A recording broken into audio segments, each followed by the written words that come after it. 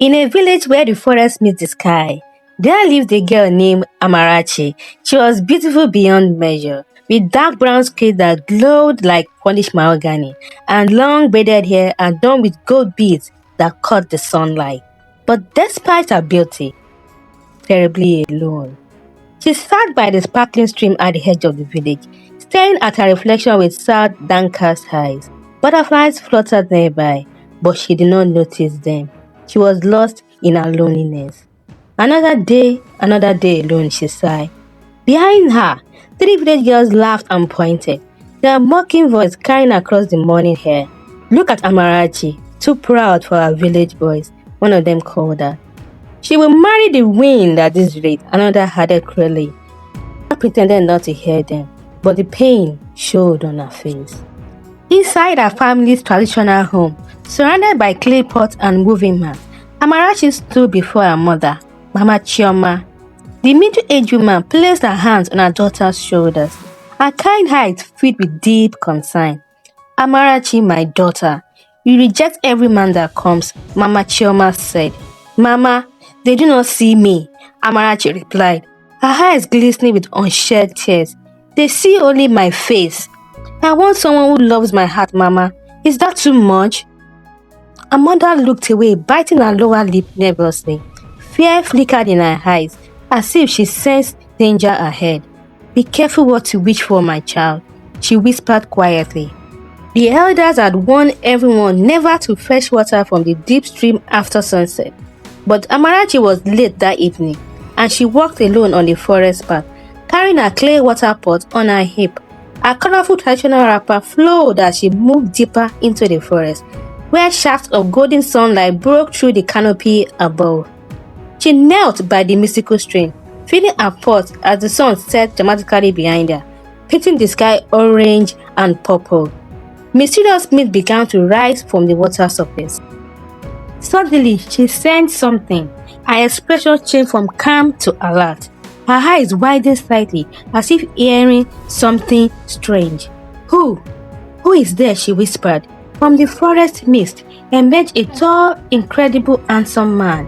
His dark skin seemed to glow with a supernatural light, and his piercing eyes shimmered between brown and gold. He wore an elegant white traditional agbada and had a mysterious smile playing on his lips. Magical particles floated around him as he stood at the edge of the stream like an apparition. Amarachi gasped, stumbling backward and nearly dropping her pot. Forgive me, the stranger said in a deep, melodic voice. I did not mean to frighten you. Their eyes met, and Amarachi felt something she had never experienced before. Such beauty should never walk alone, he continued. Hi, I am Amarachi, she managed to say. Who are you? I am Chidi, he replied, taking her hand gently in his hand. I live beyond the forest. I have watched you from afar, Amarachi. Your kindness, your pure heart. Amarachi felt herself blushing, her eyes looking down, then through her lashes. You have watched me? She asked shyly. Chidi held his hands together, then opened them to reveal a magically glowing white flower that had appeared from nowhere. Sparkles surrounded it as he offered it to her. Please, meet me here again tomorrow, at sunset. Amarachi took the flower, holding it to her chest with pure joy and wonder. Yes, I will come. For 7 days, Chidi met Amarachi at the stream. He showed her wonders she had never dreamed of. Colorful birds with beautiful flowers landed on her outstretched arms while she laughed with pure delight. They danced together in moonlight forest clearings, magical particles swirling around them like stars. On the 5th day, Chidi held both of her hands and looked deep into her eyes. Amarachi, I want you to be my wife. Come live with me in my kingdom. Joy overwhelmed her. Tears of happiness sparkled in her eyes as a radiant smile spread across her face. Yes, Chidi, I will marry you. He raised his hand towards an ancient tree, and a magical portal opened before them with swirling golden and green light. His agbada and hair flowed from the magical wind. But Amarachi, there are rules you must obey, he said, his expression becoming intense and serious. 3 rules, never break them. His piercing eyes shift between brown and supernatural gold as he spoke each rule. 1. Never look at me when I sleep. 2. Never enter the room at the end of the hall. 3. Never speak my true name at midnight. Amarachi looked at him with slight concern mixing with her love, but she nodded. I promise, Chidi, I will obey. He led her by the hand through the swirling portal, their figures silhouetted against the magical realm visible beyond. The spirit kingdom was magnificent beyond imagination. A grand palace made of intertwined giant trees with glowing windows dominated the landscape. Floating islands were connected by vine bridges, and waterfalls flowed upward, defying gravity. Luminescent flowers grew everywhere, and spirit beings walked on glowing paths. Two suns hung in a purple and gold sky. Chidi, this is impossible, Amarachi gasped. Translucent spirit servant bowed in welcome as Chidi stood proudly. His supernatural glow intensified his own realm. Welcome home, my queen, he said. And so, Amarachi married the stranger from the forest, not knowing what it truly was. Their wedding ceremony took place under an arc of glowing flowers, with spirit guests seated on floating cushions and magical particles raining down like blessings. For many days, Amarachi knew only joy. She lounged happily on floating balconies, wearing elegant spirit world robes, looking out at the magnificent magical landscape, while Chidi brought her glowing fruits and looked at her with complete adoration. But questions grew in her mind. She found herself staring at the mysterious closed door at the end of the hallway, curiosity and worry mixing on her face. She watched Chidi sleeping from afar, his body surrounded by a faint supernatural glow, fighting the urge to look closer. Why could she not watch him sleep? What was he hiding? One day, Amarachi spoke with a young female servant named Mercy in a palace corridor. My queen, you must not ask this question, Mercy said nervously. But Mercy, please, what is in that room? Fear filled servant's eyes as she darted her gaze around nervously, her glowing form flickering with anxiety. The master. He is not. Please, forget I said anything, she whispered before fleeing. That night, Amarachi could not sleep.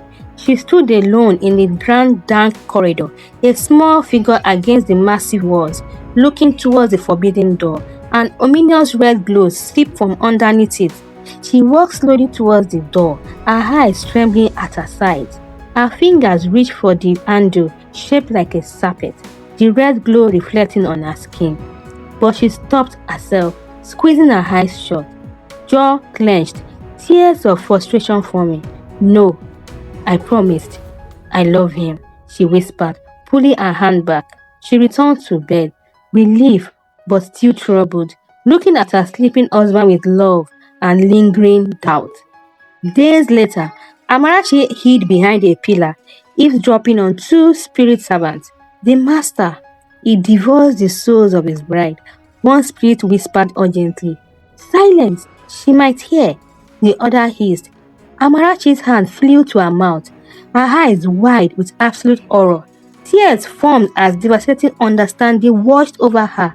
That night, she sat up in bed while Chidi slept beside her. Her expression transformed from fear to grim determination. Her hands clenched into fists. She had to know the truth, even if it killed her. She took a glowing magical candle and approached Chidi slowly, terrified but determined.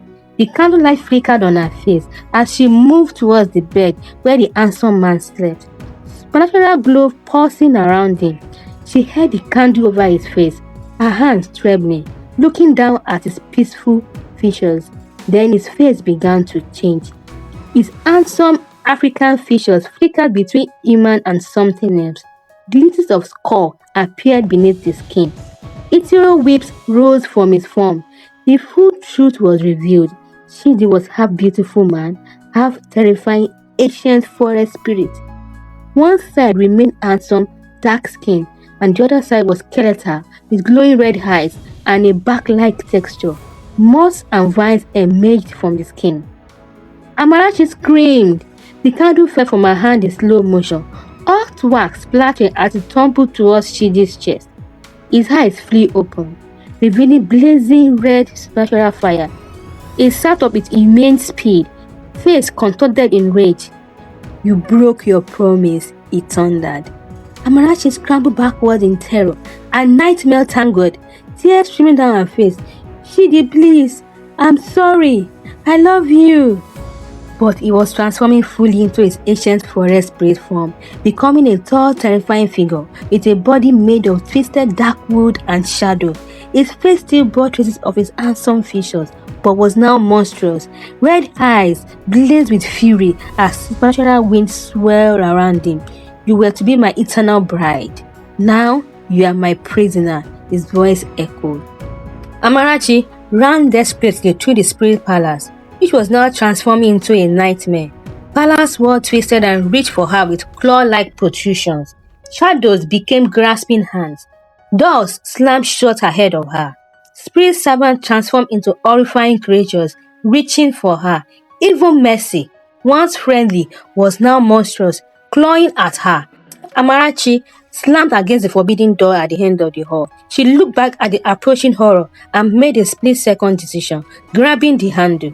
Inside, she found a horrifying truth. Skeletons of many young women in wedding dresses were arranged around the room.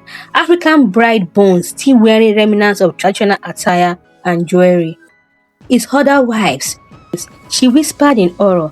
Then she spotted a small glowing portal barely visible between the skeleton brides, a fragile doorway back to the human world. But massive, terrifying Chidi appeared behind her, his twisted wood and shadow body filling the doorway, red blazing eyes fixed on her in fury. "There is no escape, my bride," he roared. Amarachi grabs an ancient ceremonial dagger from an altar among the skeleton brides.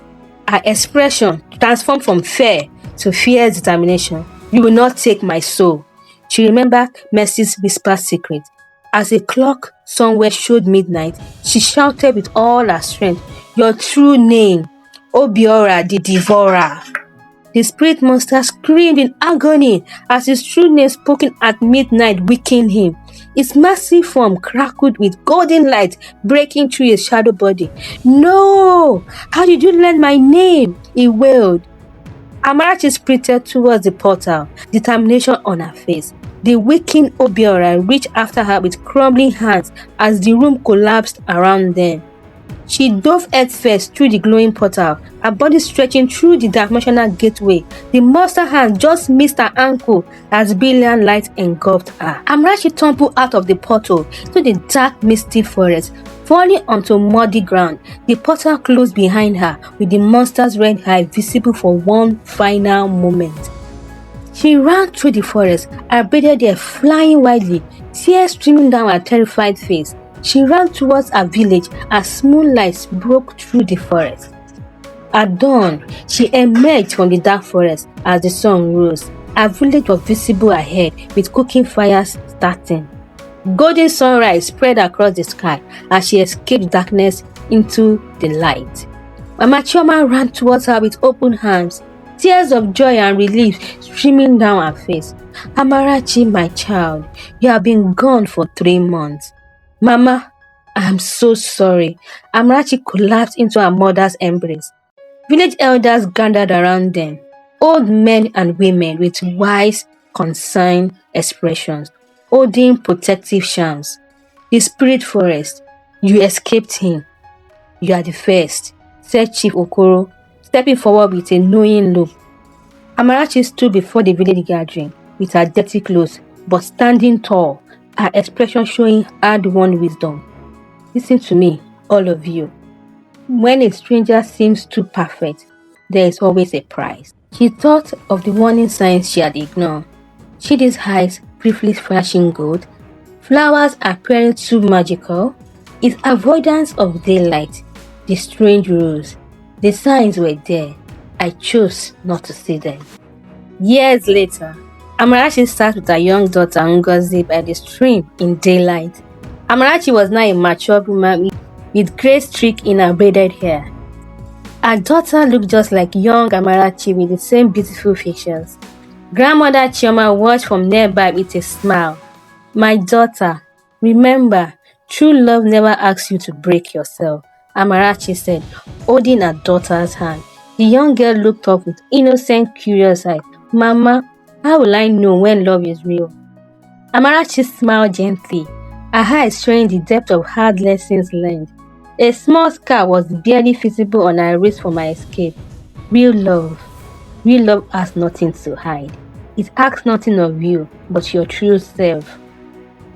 As the sun set over the peaceful village, a white magical flower, like the one Chidi had given Amarachi long ago, floated down the stream towards the dark forest. As it approached the shadows, it began to wither and die. And so Amarachi lived, wiser, stronger, and free, for she had learned the hardest lesson. Not everything beautiful is safe, and not everyone who promises forever means it. But deep in the forest, at the edge of darkness, where mist swirled between ancient trees, two red glowing eyes slowly opened in the shadows. There will be others. A whispered voice echoed through the night. There are always others. If this story moved you, share with someone who needs to hear it. And if you are new, we are welcome. We tell stories like this every week. Story from the soil of Africa, dusted up and brought to life. Subscribe and come back next time. There are more stories waiting.